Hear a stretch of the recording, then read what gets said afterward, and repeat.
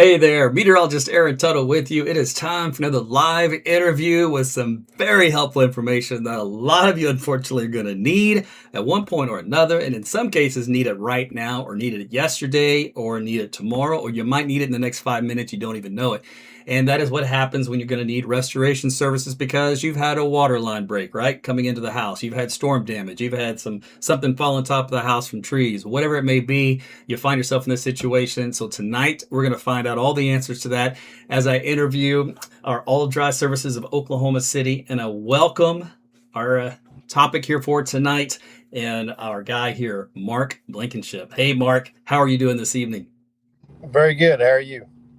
Good. Thanks again for joining me on this live broadcast here. So make sure you get your questions in. We'll get to them right at the end. We'll talk back and forth a little bit, kind of get some of the questions that I had come up with and what Mark normally sees and what he normally experiences. Now, he's been up all morning long. So I asked him, said, how long have you been on the road today? He says, well, he went to bed about 3 o'clock in the morning. He got up at 6. So that's a look outside of Mark's window. So if if he falls asleep on us, we'll know why. We'll have to nudge him a little bit. But hey, Mark, so tell us a little bit about yourself and the business. And so again, who is All Dry of Oklahoma City? So, All Drive Oklahoma City is a local owned, women owned business that we run as a family.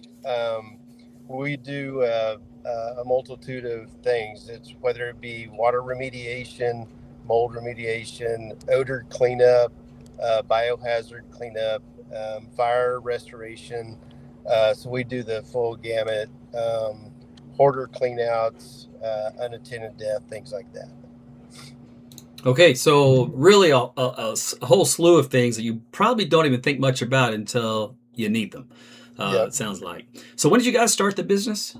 So we started a little over 3 years ago. Okay. We kind of decided that we needed to make a turn and decided to add this line of business, and so it's taken off. Okay. And this is funny because I don't know how this works. It works like this way in the universe. So I have now three people surrounded my circle, coworker, a high school friend, and Jody's mom that have all had water line breaks in the home and then therefore had to deal with the cleanup, the mess, the contractors, getting everything back in order, all these different stages. And in some cases, it's a nightmare. Other cases, it's just long and drawn out. And others, it's back and forth with insurance. So there's different moving parts with all this that you have to navigate. So, when should I call a mitigation company? Like, for example, like yours, when there's a first sign of trouble, or before the trouble starts, or if you can feel it, or after the trouble. So kind of give me some insight there.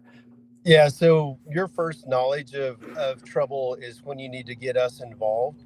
So the sooner we get involved, the better we can remediate that, so you don't have secondary issues, such as mold or even other drywall damage, things like that. So as soon as we can get there, the better.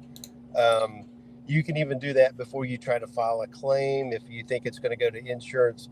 What we do is we document all of our activities. So if you do decide to go to insurance, that documentation is already in hand and prepared and ready to go to that adjuster if need be. Okay, this is good.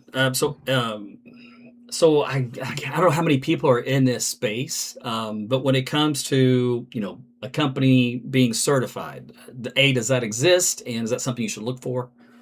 Yes, but you should reach out to all the certified people that do this work there's an organization called IICRC that certifies us in water remediation, mold remediation, fire cleanup, crime scene and odor. So all of those different facets of life. So um, there is certification. You want to make sure they're trained, they know what they're doing, and not just a fly by night type organization. Okay. Well, it almost sounds like the roofing industry. You get those guys just show up out of nowhere. Yep. Yep. They'll help you out. Yep. Okay. Like we said, there's many moving parts on this. Now, the insurance, once they get involved, they may tell the homeowner or the property owner some certain things, like you need to go use this person or whatever. Do you have to use who they recommend? No, you do not. So they may have suggestions of people that they use, but you as a homeowner have the right to bring whatever contractor into your home and help you do that remediation process. So you do not have to use who they suggest or preferred vendor. It's your choice. So don't let them, kind of bully you into that. That is your decision. It's your home. Okay. And so, do you say that again in English, Aaron? Do you deal directly with the insurance then, with what you guys do? Yes, so we will deal directly with the adjuster and walk through with the adjuster to make sure that they are on the same page that we are as far as scope is concerned. So that way, when we get done, they are covering all the work that's been done. So we're not outside the scope of your claim or your what your coverage is. So our goal is that you only have your deductible left at the end, and insurance covers everything that we've done. So we deal directly with them. We provide our billing and our rates according to insurance codes, and so we take that hassle out of it, so you're not in the middle of it. So we deal directly with them. I mean, you've already got a bad day, and you're calling us, so let us help you ease that, take that off your shoulders, to say, Okay. and Okay, that's good. So you can handle not only insurance but also even on the contractor side if needed. Then, correct? yeah. So we have people that helps us with the build back side of it. So we mainly focus on the remediation or on the front side, and then we have people that can come in on the back side, and it's all the same. We can deal directly with the insurance companies and those adjusters to make sure everything's taken care of and covered correctly. Okay. And then, what is the proper documentation for this So process? um, from the very beginning, if you try to take care of it yourself, there's a lot of documentation that's got to be done. You have to do recordings of your moisture readings. If it is a water damage, um, you have humidity readings. You've got to take a lot of pictures of what the damage is. You have to have proof of that damage, or they try not to cover it. So there's a lot of pictures. There's a lot of instrument readings that we take. That way, we ensure that it is covered, and you can prove that there was a loss. If you start tearing things out without any of that documentation, your insurance companies will try to deny part of that claim. Ah, that's some very good information. Okay. Okay, so what is the process of a mitigation job? So what we do is we come in, we scope it out, we identify what's damaged, what's not, what's affected. Our first thing to do is to basically make sure you've got that leak stopped. That's a key thing. And then what we do is we try to stabilize your environment. So whether that includes extraction, maybe on a carpet, what we'll do is extract, pull the pad out, and then get a dehumidifier going, and then some fans to drop that moisture level. So the dehu is very critical to get in there to start sucking the moisture out of the air, which in turn pulls it out of your materials, whether it's in your drywall, in your carpet, or in your wood, your studs, things like that. So that dehumidifier is very critical to get that humidity down, get the moisture out, and stop any secondary damage that you may occur. Is there a certain time limit that you need to, let's say, act by before mold starts to take over and starts to make matters worse? Yeah, so the ugly M word that the adjusters don't like to hear is, if in the right conditions of humidity and temperature, you can start seeing some growth in 48 to 72 hours. So it's very critical to get that initial response done properly and stop that secondary growth. Okay. Yeah, nobody likes the the mold or the black mold word. Let's see. I know I heard you mention fans, right? Because you've got to dry everything out. Obviously, there's going to be a little noise with those. Are they extremely noisy, or what happens with that? So they are noisy. They're you're sitting in, in a typical room. You may have six, seven, eight fans running plus the dehumidifier, and those things are noisy. We do provide hearing protection for folks if need be, but we try to work around their schedule and their sleep cycles and things like that to try to minimize the noise as much as possible. It's just unfortunately it's part of it, and it's a critical part to Okay. get that humidity out there. But normally, on a water job, 3 to 5 days, and the noise goes away. Okay. And then that's assuming, of course, you're having to stay in the home, or you could stay in the home, depending on how everything's situated and where the damage is. Otherwise, I'm assuming at some point, some people will have to leave. Yes. So depending on the amount of damage, what's affected, is it your sleeping areas or your kitchens, or if you've got ceilings that are coming down, it's very dependent on the situation. So a lot of times people stay in their homes while we do this, and we work around their schedule and try to make it as least disruptive as it can be with the things that are going on. Okay. And then we kind of mentioned earlier with the adjuster and the insurance, you guys do deal with them. How long does the entire process take? From the time all of a sudden I've got something that's hit, now I'm in a mess, I'll reach out. What's the timeline we're looking at? So our typical time limit is 3 to 5 days, and we're out of your hair. So we've got everything stable. We've got everything remediated and ready for the build back. So then it's just a matter of scheduling the build back side of it to come in there and get started, to put that back in place. So if you deal with the adjuster initially and early on in the process, they're on board. They understand what you've taken out. They're already working on that scope and that estimate to do the build back. So if they approve what we take out, then they're going to approve what goes back in. And until you start going above the type of material that's taken out, if you want to do upgrades, that becomes issues with the build back and the adjusters and things like that. So if you go back into kind, it can be relatively short, 2 or 3 weeks. If the insurance adjusters kind of want to drag it out, it can take a little bit longer. Okay. Now, I know you're not going to be in charge of, say, the contract side when it comes in to putting down carpet and putting in the drywall.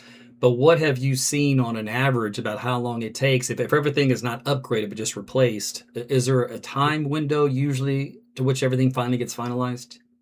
Sure. So, we've seen anywhere from a month to 6 months. So it really depends on the insurance company, that adjuster, what their time is. Uh, Periods like now where there's a high loss, it's kind of like everything else. The adjusters are real thin. They can't get to you in time, so their workload is backed up, and it could take a little bit longer. If you're in the middle of the summer or a period where you just have a water line break going to your refrigerator or something like that, and it's not a high loss time, then that time frame can become very short. Okay, so I tell you what, let's go to the questions because I'm seeing a few of them come in, and which is great. So you guys always post some good questions on these interviews, so thank you for doing that. Let's see here. So I know Eleanor had one, and let me see if I can't get this thing up on the screen. Sometimes these things will show up, sometimes they won't. Depends if they want to play nice with me or not. Let's see here. We'll get this going, and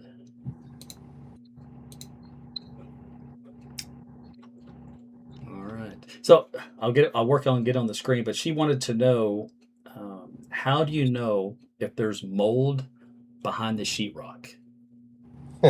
So there's a couple of ways of doing that. So we use a bore scope that we can go in behind the sheetrock. And as long as there's not insulation that is affecting that area, we can go in and take a look, take a picture of that area. Um, Otherwise, sometimes you have to open it up and pull an air sample out of that space and see what that spore count is. The thing about mold is it's everywhere. It's just looking for an opportunity and a right environment to grow. So when you do take an air sample, it's not ever going to come back just zero unless you're in a pretty pristine area and you've had a enclosure and you do the cleaning on there. It's probably not going to come back zero. Okay. And kind of in relation to that, there was another question about mold. Let's see what it called: moisture mapping, thermal imaging, or air quality testing. Yeah, so we do moisture maps. We use a couple of different instrumentations. So we use a meter that reads the actual moisture in the material, and we combine that with the IR camera. So we can take pictures of the thermal imaging, which is a color difference. It doesn't tell you what the moisture is, but it gives you that color difference. And then we verify it with our moisture meter itself. So between the two, we've got a good idea of where that moisture is. We take pictures of that, and that is provided to the insurance adjuster for your claim. Okay. Well, that's good. Let's see. Once let's say the contract work is done, do you guys come back to oversee everything, or you take your part of the deal, unless you're involved on the contractor side, up to just the clean out and the preparation? So we can do both. We have, like I said, we have people that work for us and would be a sub underneath us, and we can help drive that process all the way through, or we can turn it over to just the contractor if you prefer to deal with them directly. Okay. Let's see. I think we may have had one more. Oh, what advice would you give homeowners before filing an insurance claim? So I guess the advice is get somebody that's competent to come out and take a look and see if you have a need for a claim. They can give you an estimate, and depending on where your deductible lies in your homeowner's insurance, and then you can make an informed decision as if you want to make that claim. Always talk to your insurance agent. You're their client, so their best interest is yours. So they will give you that guidance as well as, hey, you're either covered for this or you're not. Like in a water damage, if you postpone that and you do start seeing some growth, a lot of your insurance companies do not cover the mold side of it. So they may pay your water damage uh, claim, but they won't pay them for the mold work or the mold cleanup that's involved with that. So it's very important to get in there and start it early so you prevent that mold. Okay. Why is mold such a touchy subject with insurance companies?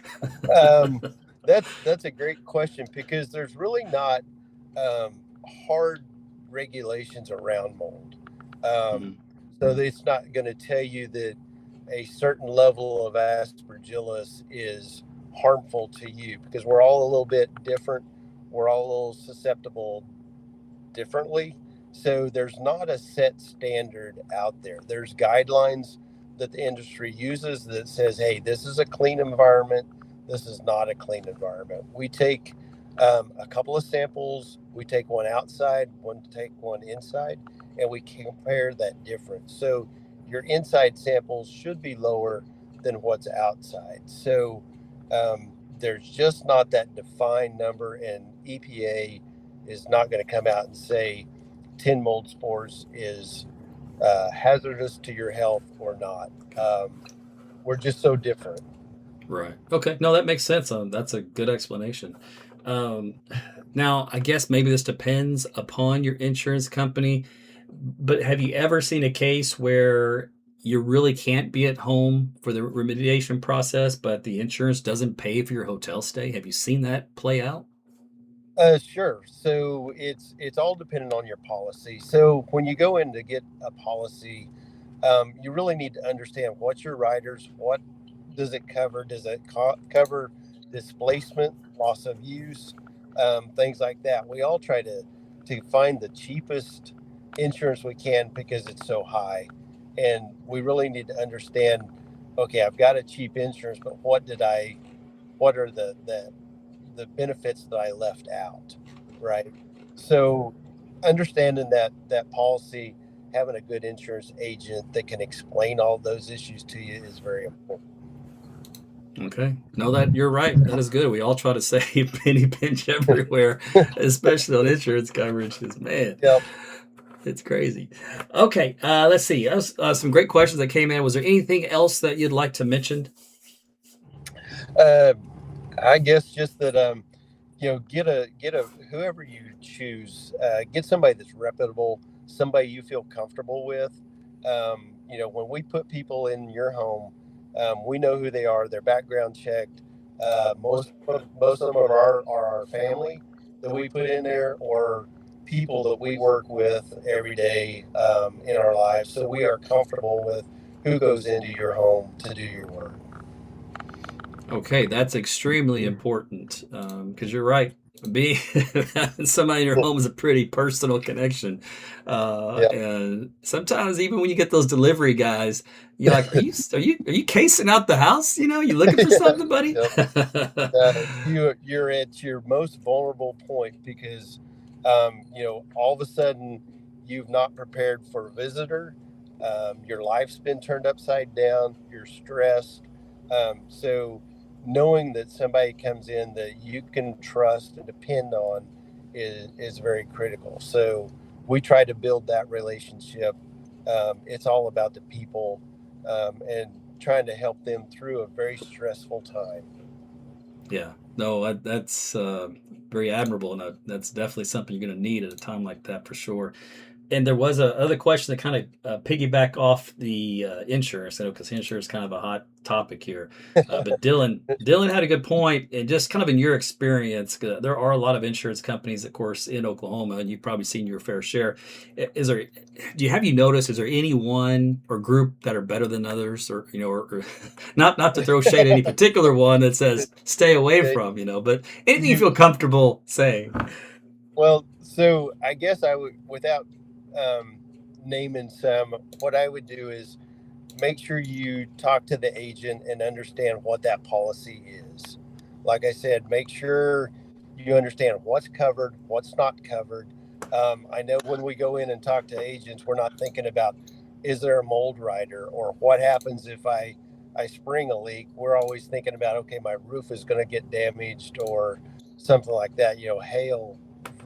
We don't really think about what's happening inside our home that's going to affect us, right? Hmm. So, really understanding your policy, do some homework. All the insurance companies, they've got to follow their own guidelines. So, understand each one of those and pick the one that's best for you and your family. Um, so there are some that are easier to deal with than others, but visit with your agent. It's like, where is my claim people from? Do I get one adjuster and stick with it, or am I in a random pool when I call into a call center? So things like that would be questions I would ask to see if they can personalize it to you a little bit more. Okay. All right. Well, hey, Mark, I don't want to take any more of your time. I know you're slammed. You've got a lot of calls that came in. There's a lot of people out there saying, "Get over here and clean up this Yeah. mess." So Yep. that happens when you get these pipe bursting temperatures for a long period of Yep. time. So good for business, but bad for the homeowners. But hey, again, appreciate your time tonight. Again, All Drought Services of Oklahoma City. They've been a proud ATS weather sponsor here for quite a while. So I appreciate you guys. They're offering 10% off services if you do mention AT's weather, and you You can see the number on the screen, 405-513-3687, and their address there at the top. So you can visit them anytime and reach out to Mark and Mandy as well, and they can take care of you. All right, Mark. Well, hey, appreciate you. Try to get some sleep tonight, and good luck All this right. week. Thank you. All right, take care. All right, again, thanks again for Mark, and thanks to you for tuning in and also asking some great questions. A lot going on in the remediation business, or what they call the mitigation business, because they got to fix the damage and or stop the damage and clean up the mess first before you can actually get the repair going on. And just from experience and what I've seen around me, sometimes depending on the contractors you get, it can take some time. He mentioned 6 months, what he's seen as a window, and we can vouch from that. Jody's mom, I think, is going on about month 5. I think carpet was the last thing they have to do. But yeah, so that can happen. But you do have some flexibility in there depending upon your agent and your insurance company. I got a friend, he talked his agent into allowing him to subcontract the work out himself. I guess he's got a contracting crew. He says, I tell you what, I'll do it. Probably be a cost, and the insurance probably like, hey, I like that. It's cheaper for us. But he's also having to take his family out of the house as well. And it's extending everything. This is down in Dallas. So it could just be a contractor shortage in general, just to get some of that work done, versus maybe just the company itself. It may just be hard to come by. That's just the way things are sometimes. All right. Well, hey, thanks again for tuning in on this live broadcast. I appreciate you. And we'll see you on the next one. All right. Take care.